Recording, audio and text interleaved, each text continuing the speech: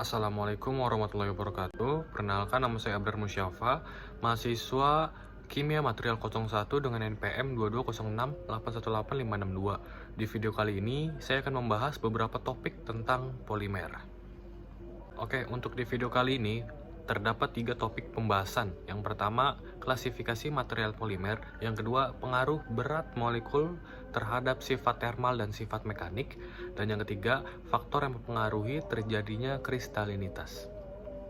Pertama-tama langsung masuk saja ke topik yang pertama, yaitu klasifikasi tentang material polimer. Oke, sebelumnya kita harus tahu polimer itu apa sih?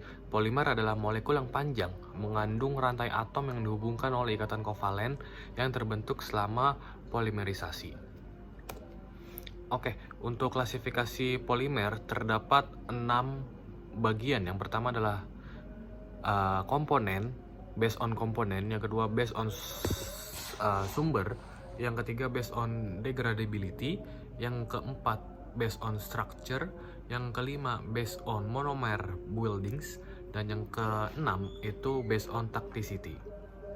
Oke, langsung saja pada klasifikasi yang pertama, yaitu based on komponen. Polimer terbagi menjadi 2, yaitu organik dan inorganik. Pada polimer organik, itu adalah polimer yang penyusun utamanya dari unsur karbon, hidrogen, dan oksigen. Oke, untuk sebagai contoh di sini ada polietilena.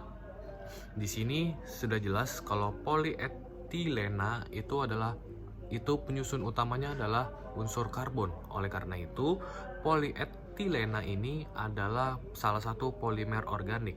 Oke, untuk polimer inorganik adalah polimer yang penyusun utamanya selain dari karbon, hidrogen, dan oksigen. Oke, sebagai contoh di sini ada polydimethyl siloxane.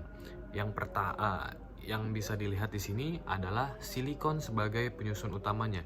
Jadi secara jelas itulah perbedaan polimer organik dan polimer inorganik. Oke, pada klasifikasi polimer yang kedua, yaitu based on sumbernya.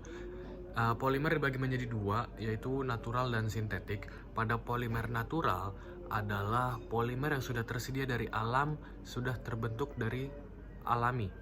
Jenis polimer ini terbentuk karena reaksi kondensasi secara alami. Contohnya adalah selulosa, protein, dan serat alam. Oke, untuk sintetik, polimer sintetis yaitu polimer buatan.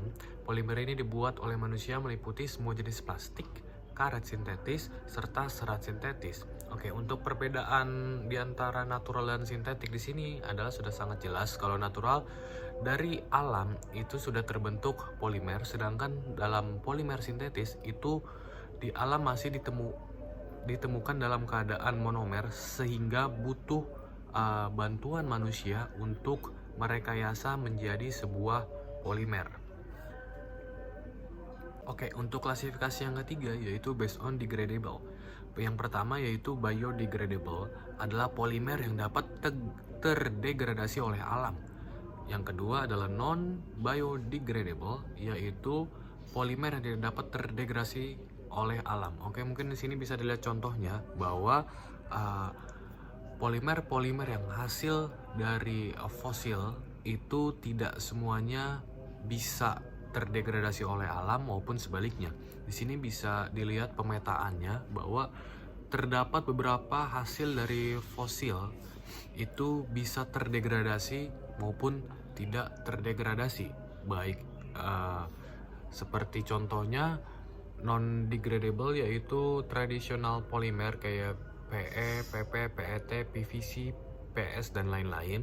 Dan di sini bisa dilihat juga natural research atau natural search-nya itu ada beberapa yang bisa terdegradasi maupun beberapa yang tidak bisa terdegradasi. Untuk klasifikasi polimer yang keempat yaitu based on struktur. Oke, untuk yang pertama struktur linear. Polimer linear adalah polimer yang monomernya tersusun secara linear dalam satu rantai. Bisa dilihat di gambarnya kalau memang monomer itu tersusun secara linear.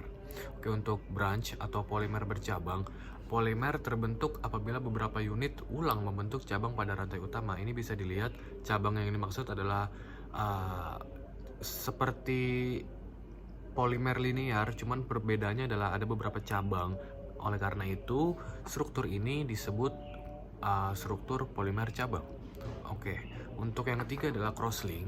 Polimer yang terbentuk karena beberapa rantai polimer yang terikat satu sama lain yang membuat suatu jaringan. Oke, di sini bisa dilihat pada struktur crosslink itu terdapat beberapa struktur linear namun terhubung satu sama lain. Oleh karena itu, struktur ini disebut struktur crosslink. Oke, untuk struktur yang terakhir yaitu network adalah monomer multifungsi yang membentuk 3 atau lebih ikatan kovalen aktif membuat jaringan 3D dan disebut jaringan polimer. Jadi untuk struktur jaringan ini adalah beberapa atau gabungan dua atau lebih dari cabang struktur crosslink. Oke, untuk klasifikasi yang kelima yaitu based on monomer buildings.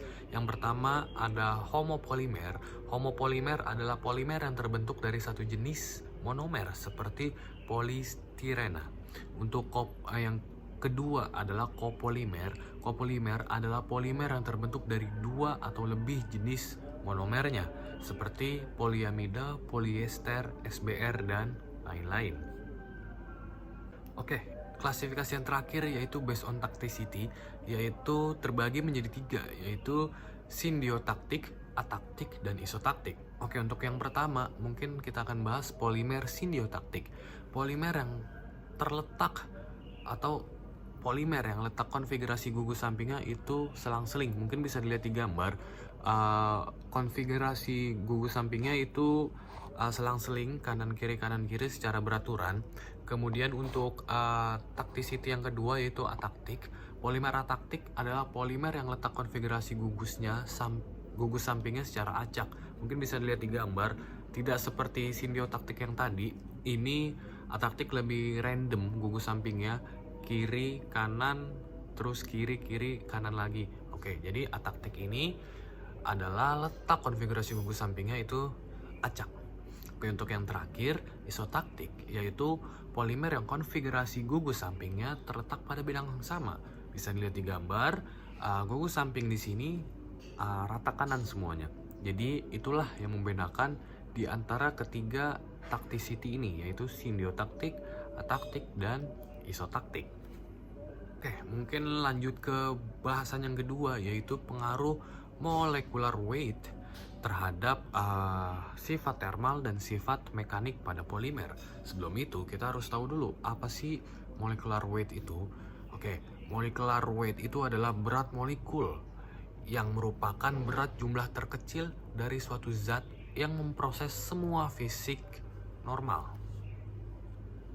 Oke, untuk pengaruh berat molekul terhadap sifat thermal dan sifat mekanik, mungkin di sini saya mengambil contoh 2 sampel.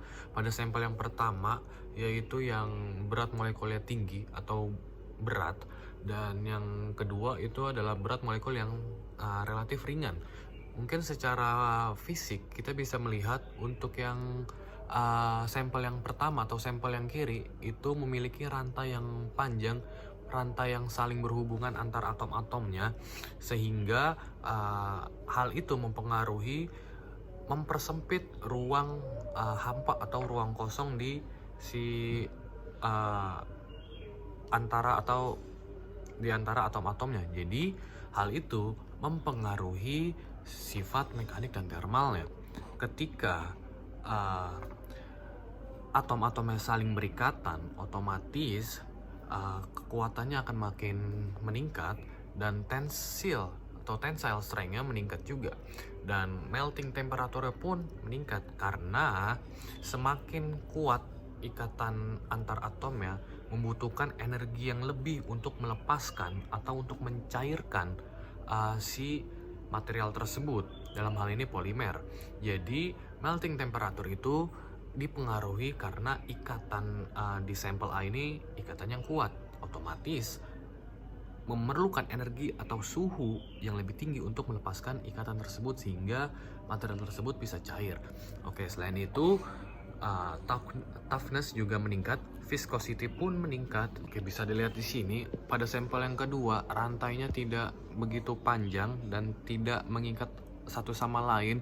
Terus di sampel kedua yang kanan ini juga bisa dilihat ruang kosong antar atom-atomnya itu pun masih sangat terlihat. Itu yang membuat impact strength-nya menurun karena ikatan-ikatannya tidak terlalu kuat. Kemudian tensile strength-nya juga menurun, melting temperature-nya juga pun menurun. Itu semua terjadi kebalikannya dengan molecular weight yang lebih berat. Kenapa melting temperature ikut turun juga? Karena ikatan di sini itu tidak terlalu kuat. Ikatan di sampel kedua itu tidak terlalu kuat, jadi tidak memerlukan energi yang lebih tinggi untuk melepaskan ikatan-ikatan tersebut. Oke, mungkin langsung aja ke topik yang terakhir, yaitu faktor yang mempengaruhi terjadinya kristalisasi. Oke, sebelum itu kita harus tahu dulu apa perbedaan kristal dan amorf. Oke, padatan kristal memiliki geometri yang pasti dan teratur karena memiliki susunan atom dan ikon yang teratur. Sementara itu, padatan amorf tidak memiliki struktur dan geometri yang teratur. Sebab amorf tidak memiliki susunan atau pola atom maupun ion. Mungkin bisa dilihat di gambar di sini bahwa memang pola kristal itu lebih teratur dan lebih rapi, sedangkan amorf lebih berantakan. Oke, mungkin yang pertama, faktor-faktor yang mempengaruhi terjadinya kristalinitas adalah length of change.